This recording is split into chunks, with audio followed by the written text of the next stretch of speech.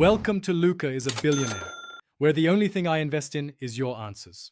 You begin by confirming two essentials: a verified GitHub account and Git installed on your machine.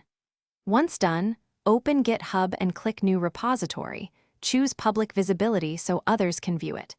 Make sure to add a README to explain the project and optionally a license to clarify reuse.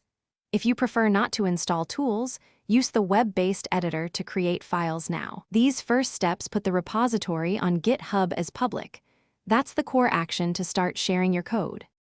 You now prepare the repository content and publish it. Locally, run Git init, add your files, then git commit with a clear message. This creates the first snapshot. Next, add the remote URL and push. Git remote add origin your repo URL, then git push origin main. This sends code to GitHub.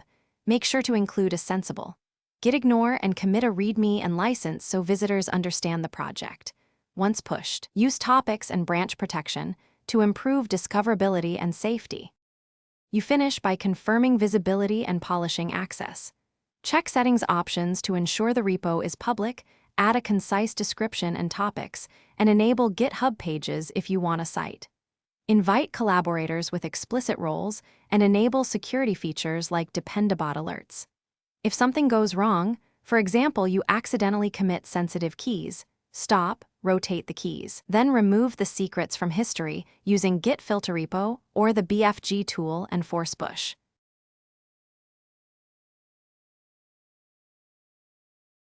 Thanks for watching and please subscribe. It's the best investment you'll ever make.